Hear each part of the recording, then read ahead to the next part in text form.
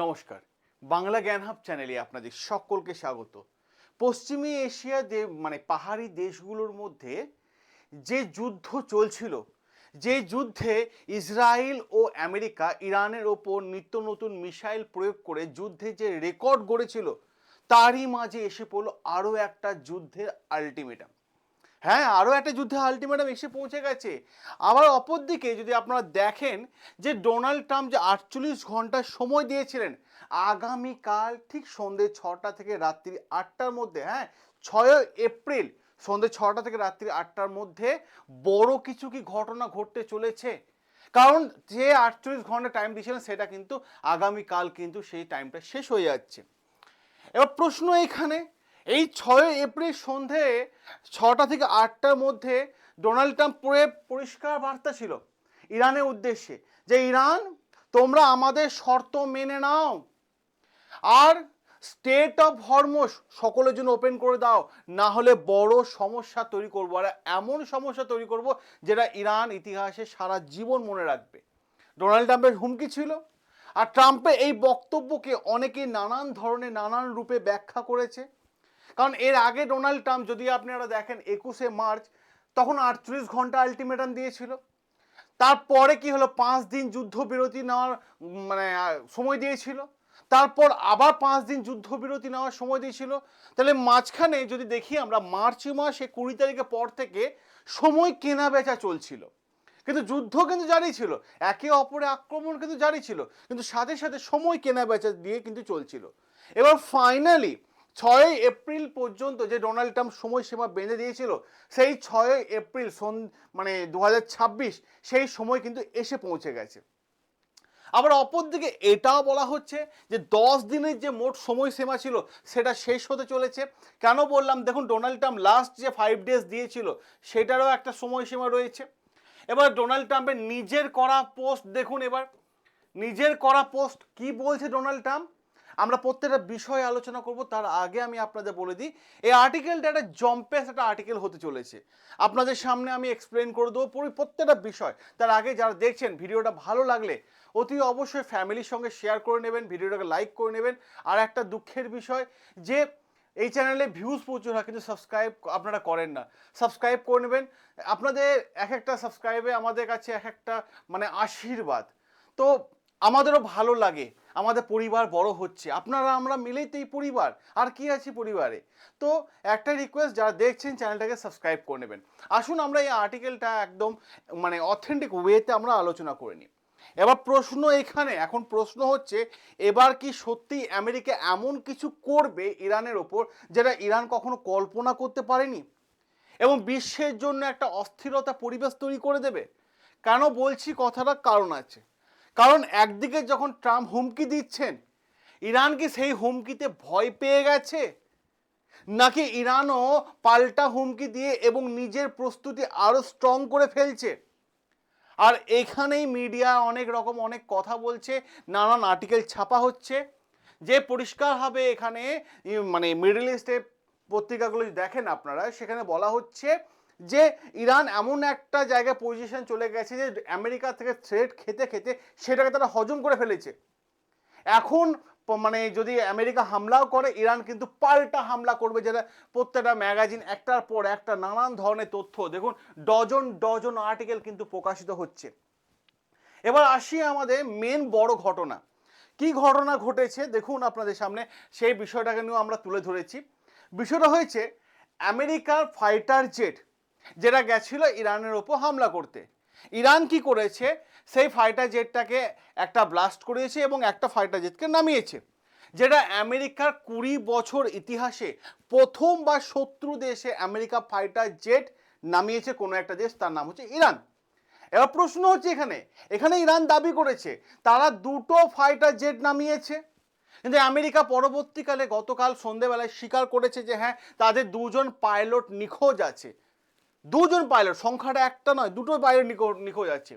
এবং যখন আমেরিকায় তথ্য জানালো যে ফাইটার জেট ইরানের মধ্যে ক্র্যাশ হয়েছে, এই তথ্যও কিন্তু আমেরিকা জানিয়ে দিয়েছে।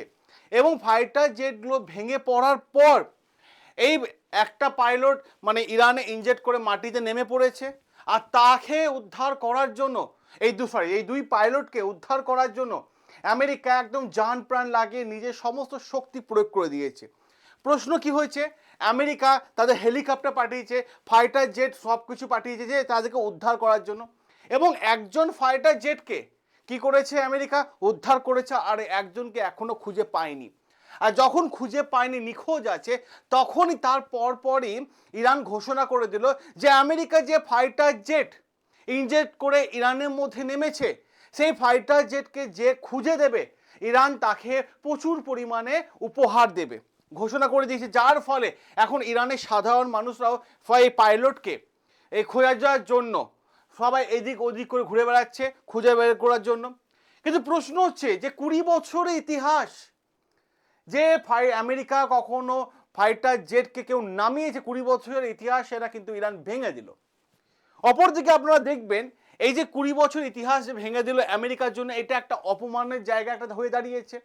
সাথে সাথে যখন এই দুটো ফাইটার জেট যখন ভেঙে পড়েছে, তারপর কিন্তু ডোনাল্ড ট্রাম্পের হোয়াইট হাউস অফিস থেকে বা ডোনাল্ড ট্রাম্পের নিজস্ব কোনো প্রেস মিটে কোনো বক্তব্য আসেনি, কোনো বক্তব্য আসেনি। কিন্তু আমেরিকা স্বীকার করেছে যে তাদের দুটো ফাইটার জেট তা ইরানের মধ্যে ধ্বংস হয়েছে, ইরান নামিয়েছে, একজন পাইলটকে উদ্ধার করা গেছে আর একজনকে উদ্ধার করা যায়নি, খোঁজ চলছে। এর ফলে যে দুটো ফাইটার জেট গেছিল তাতে কি হয়েছে দেখ, ফাইটার জেট ধ্বংস হয়েছে, হেলিকপ্টার ড্যামেজ হয়েছে, ড্রোন ক্ষতিগ্রস্ত হয়েছে এই যুদ্ধে, যেখানে প্রচুর পরিমাণে ক্ষয়ক্ষতি পরিমাণ কিন্তু এই মুহূর্তে দেখা যাচ্ছে। আর এখানেই বড় প্রশ্ন, ইরান কিভাবে আমেরিকার ফাইটার জেটকে নামালো, কিভাবে সম্ভব যে আমেরিকা তাদের গর্ব F-35 F-15 মতো জেট যাদের কাছে রয়েছে, যেটা আমেরিকা বারবার বিশ্বের সমস্ত দেশের সামনে স্বীকার করে যে এমন মিসাইল তাদের কাছে রয়েছে, এমন ফাইটার জেট রয়েছে যেগুলো তাদের রাডারে পর্যন্ত, শত্রু দেশের রাডারে পর্যন্ত ধরা পড়বে না। তাহলে ইরান কিভাবে অসম্ভব কাজকে সম্ভব করে তুলেছে, রাডারে কিভাবে এলো? তাহলে কি প্রশ্ন করা হচ্ছে এখান থেকে যে বিভিন্ন আর্টিকেল নানান তথ্য আসছে, তাহলে রাডার কিভাবে এলো? ইরান কি রেডিও অ্যাক্টিভ অবজেক্ট ডিটেক্ট করতে পারছে? প্রশ্ন এটাই, কারণ আমেরিকা ফাইটার জেট খুব দ্রুত গতিতে যায়, রেডিও এফএম কিন্তু ধরা যায় না। তাহলে তাকে ইরান ডিটেক্ট করলো কিভাবে করে দেখালো? এখানেই বলা হচ্ছে যে হয়তো ইরান হিট এবং সেন্সারকে কাজে লাগিয়েছে, এবং সম্ভবত 3টে সিস্টেমকে হয়তো ইরান এখানে কাজে লাগিয়েছে। এক, তাদের মাজিদ এয়ার ডিফেন্স সিস্টেম, যেটা ইরান বলে সব থেকে ভয়ঙ্কর ডিফেন্স সিস্টেম, তাদের কাছে নাকি রয়েছে মাজিদ এয়ার ডিফেন্স সিস্টেম। না হয় ভার্বা মিসাইল দিয়ে এই ফাইটার জেট নামিয়েছে। এবার ভার্বা নামটা শুনেছেন আপনারা নিশ্চয়ই, যারা এই চ্যানেলটা ভালোবাসেন। ভার্বার মিসাইল সিস্টেমটা কে দিয়েছে? রাশিয়া। রাশিয়ার এই ভার্বা মিসাইল সিস্টেম দিয়ে হয়তো নামিয়েছে। অপরদিকে না হয় HQ-98 যেটা চীন পাঠিয়েছে, সেটা দিয়ে হয়তো ইরান এইরকম কাজ করে দেখিয়েছে। বিশেষ করে যেটা বলা হচ্ছে যে ইরানের মাজিদ সিস্টেম, যেটা 8 কিলোমিটার রেঞ্জ পর্যন্ত টার্গেট করতে পারে, নতুন প্রযুক্তি, হয়তো ইরান এইটাকেও কাজে লাগিয়ে দিতে পারে। তাহলে বর্তমান সময়ে টেকনোলজি নিয়ে কোন লেভেলের যুদ্ধটা চলছে বুঝতে পারছেন আপনারা? কোন লেভেলের যুদ্ধটা চলে গেছে। এবং ইরান দাবি এটাও করেছে যে আমরা নতুন এয়ার ডিফেন্স সিস্টেমকে আমরা অ্যাক্টিভ করে দিয়েছি, অর্থাৎ আমেরিকার আকাশে একচেটিয়া আধিপত্য আর নেই, সেটা কিন্তু ইরান পরিষ্কারভাবে গতকাল প্রেস মিট করে কিন্তু জানিয়ে দিয়েছেন। অপরদিকে আমেরিকা তাদের পাইলটকে বাঁচাতে দিন রাত অপারেশন চালিয়ে গেছে, রাতেও কিন্তু কি করেছে, ফ্লেয়ার লাইট ব্যবহার করে খোঁজ চালিয়েছে। খবর এসেছে যে একজন পাইলট উদ্ধার হয়েছে এবং আরেকজনের খবর কিন্তু অনিশ্চয়তার দিকে এগিয়ে যাচ্ছে। আর পুরো ঘটনা আমেরিকা F-35 ধরা পড়লো, আমেরিকা F-15 ধরা পড়লো, এতে আমেরিকার কোথাও না কোথাও একটা ইমেজে একটা বড় ধাক্কা এলো। কারণ অপরদিকে যদি আপনারা আরো একটা বড় ঘটনা দেখেন, তাহলে দেখতে পাবেন ইরান কুয়েতে আক্রমণ করে দিয়েছে। কারণ ইরান জানিয়েছে কুয়েত হচ্ছে আমেরিকার সাপোর্টার। আমেরিকা এবার কি করবে? আমেরিকা যেটা করলো, সমস্ত স্যাটেলাইট ইমেজ প্রকাশ করা বন্ধ করে দিল, যাতে ক্ষয়ক্ষতির বিষয়গুলো লুকানো যায়। আর একদিকে ট্রাম্প, অপরদিকে ট্রাম্প কি করছে, ভুয়ো একটা গ্রাফ প্রকাশ করেছিলেন গতকাল, আমি আপনাদের ভিডিও করেছিলাম, সেই বিষয়টা নিয়ে এখন আর যেতে চাইছি না, তাহলে ভিডিওটা হয়তো অনেকটা বড় হয়ে যাবে। ইরানের চূড়ান্ত সিদ্ধান্ত যে এই যুদ্ধ থামবে কার নির্দেশে কেউ জানে না, কবে থামবে কেউ জানে না, কখন থামবে কেউ জানে না। আর সিজফায়ার, যুদ্ধ বন্ধের নীতি, সেটাও কিন্তু ইরান প্রত্যাখ্যান করেছে, এবং প্রত্যাখ্যান করে ইরান স্পষ্ট ভাষা হুমকি দিয়ে দিয়েছে যে আমরা আমেরিকার জন্য বড় একটা সারপ্রাইজ রেখেছি। তাহলে কি সেই সারপ্রাইজ? কারণ যুদ্ধ যদি হয়, যুদ্ধই চলছে, যুদ্ধ যদি আরো দীর্ঘ সময় ধরে চলে, তাহলে সেখানে মানুষের কান্নার হাহাকার, অর্থনৈতিক হাহাকার ছাড়া কিছু দেখতে পাওয়া যায় না, আর ফল ভোগ করতে হয় সাধারণ মানুষদেরকে। তাহলে কিসের সারপ্রাইজ রেখেছে ইরান? প্রশ্নটা হয়ে যায় এই জায়গায়। আর ভয়ঙ্কর বিষয় হলো যে ইরানে নিউক্লিয়ার পাওয়ার প্ল্যান্ট, বুশরা নিউক্লিয়ার প্ল্যান্ট, সেই বুশরা নিউক্লিয়ার প্ল্যান্টে যখন আমেরিকা আক্রমণ করেছে, আমেরিকার বক্তব্য যে বুশরা নিউক্লিয়ার প্ল্যান্টকে তার ধ্বংস করে দিয়েছে, ওখান থেকে যদি রেডিয়েশন লিক হয়ে যায়, তাহলে শুধুমাত্র ইরান সমস্যায় পড়বে এটা নয়, ইরান তো পড়বেই পড়বে, সাথে সাথে ইউএই, কাতার, বাহারিন, জর্ডান সবাই আক্রান্ত হবে। কারণ নিউক্লিয়ার বিপর্যয় ঘটতে পারে, কারণ রেডিয়েশন ছড়িয়ে যেতে পারে, আর রেডিয়েশন ছড়িয়ে গেলে মানুষের শরীরে নানান ধরনের রোগের দানা বাঁধবে। এবার শেষ একটাই প্রশ্ন, এই 6 এপ্রিল সন্ধ্যে 6টা থেকে 8টার পর কি হবে? ডোনাল্ড ট্রাম্পের তো আলটিমেটাম শেষ হয়ে যাচ্ছে। আমেরিকা কি পাল্টা ভয়ঙ্কর ইরানের উপর হামলা করবে, নাকি ইরান পাল্টা ঘুরিয়ে ইরান, আমেরিকা বা ইসরায়েল বা মিডল ইস্টের ঘাঁটিগুলোতে হামলা করবে? পুরো বিশ্ব এখন শুধুমাত্র অপেক্ষায় আছে। আপনি কি ভাবছেন? আপনার ভাবনা চিন্তা সকলের সামনে তুলে ধরুন। আর এই যে যুদ্ধ, এই যুদ্ধের ফলে কিন্তু একটা অর্থনীতি বড় ধাক্কা, যার ফলে সেখানে দেখা যাচ্ছে যে ইরান তো আগেই দাবি করে দিয়েছে যে আমেরিকার যে সমস্ত কোম্পানিগুলো মিডল ইস্টের মধ্যে আছে, যেমন আপনাকে বলি ফ্লিপকার্টের মতো কোম্পানি, মেটা, গুগল যারা আছে, তাদের অফিসগুলোকে তারা আক্রমণ করবে।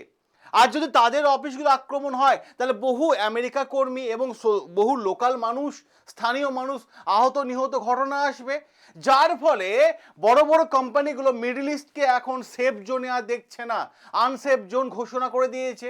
অপরদিকে চীনকে তো একটা ট্রাস্ট ইস্যু আছে, তাহলে এখন সেফ জোন হচ্ছে ভারত। কারণ ভারত ভাই কারোর দিকে থাকে না, ভারত শান্তি জায়গা ভাই, পরিষ্কারভাবে ভারত নিউট্রাল আছে এই যুদ্ধ নিয়ে, না ইসরায়েল হয়ে কিছু বলেছে না ইরান হয়ে কিছু বলেছে, পরিষ্কারভাবে ভারত নিউট্রাল আছে, কারণ আমরা শান্তিপ্রিয় মানুষ, আমরা শান্তি চাই। তাহলে এই মুহূর্তে সব থেকে বড় সেফ জোন হচ্ছে ভারত, আর বড় বড় কোম্পানিগুলোই এখন টার্গেট করে ভারতকে, চলো ভারতে গিয়ে ইনভেস্ট করো, ভারতে গিয়ে ইনভেস্ট করো, আর এইখানেই ইনভেস্ট হয়ে যাবে। আর সব থেকে বড় ব্যাপার, আগামী 10-25 বছর অর্থনীতি একটা বড় চাঙ্গা হয়ে যাবে। আর অর্থনীতি এবং কোম্পানি, বর্তমান সময় যদি আপনারা দেখেন, সমস্ত কোম্পানির টার্গেট একটাই, এখন বাড়ি থেকে বসে ওয়ার্ক ফ্রম হোম জব, এবং সাথে সাথে এআই এক্সপার্ট কারা, যারা এআই এক্সপার্ট তারাই কিন্তু মার্কেটে রাজ করছে। বর্তমান সময় এটাই দেখা যাচ্ছে যে এআই যদি আপনি শিখতে পারেন, মাসে 1 থেকে 2 লক্ষ টাকা আপনার মাইনে এমনিই চলে আসবে, কারণ আপনাকে আর পরিশ্রম করতে হবে না, আপনি শুধু প্রম্পটিং দিয়ে দিন, আর আপনার হয়ে রোবট আপনার হয়ে কাজ করে যাচ্ছে। তো যারা গুরুজনরা দেখছেন, সন্তানের জন্য অনেক খরচা করেছেন, অনেক মানে ভালো জায়গায় জামা কাপড় কিনে দিয়েছেন, রেস্টুরেন্টে পাঠিয়েছেন, এবার বলবো সন্তানকে একটা ভবিষ্যৎ উপহার দিন।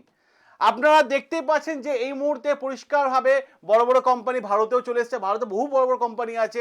এখন মিডল ইস্ট ছেড়ে ইউরোপে তো কর্মী নেই, ওয়ার্কারের অভাব, এখন সবাই কিন্তু এখন ভারতে আসছে। অতএব কোম্পানির জব এখন ভাই যদি এআই শিখতে পারে, মার্কেট তার, মাসে 1 থেকে 2 লক্ষ টাকা সে ইনকাম করতে পারবে। আপনি মাধ্যমিক পাস হন, আপনি উচ্চ মাধ্যমিক পাস হন, আপনি গ্র্যাজুয়েশন পাস হোক, আপনি বাড়ি থেকে বসে অনলাইনের মাধ্যমে এআই শিখুন। আর এই হোয়াটসঅ্যাপ নাম্বার 9332813134, এই হোয়াটসঅ্যাপ নাম্বারে হাই এআই লিখে পাঠান। আমাদের টিম উইদিন এ সেকেন্ড আপনাকে গ্রুপ জয়েন লিঙ্ক পাঠিয়ে দেবে। সেই গ্রুপে আমি অডিওর মাধ্যমে এআই ব্যাচে কীভাবে অ্যাডমিশন নেবেন সমস্ত প্রসেস আমি আপনাদের সামনে তুলে ধরবো। সকলে ভালো থাকবেন, সুস্থ থাকবেন, সাবস্ক্রাইব করে নেবেন আমাদের চ্যানেল, যেখানে প্রতিটা আর্টিকেল তুলে এনে অথেন্টিক ওয়েতে আমি আপনাদের সামনে আলোচনা করে থাকি। দেখা হবে আপনাদের সাথে নতুন আরও একটা আর্টিকেল নিয়ে।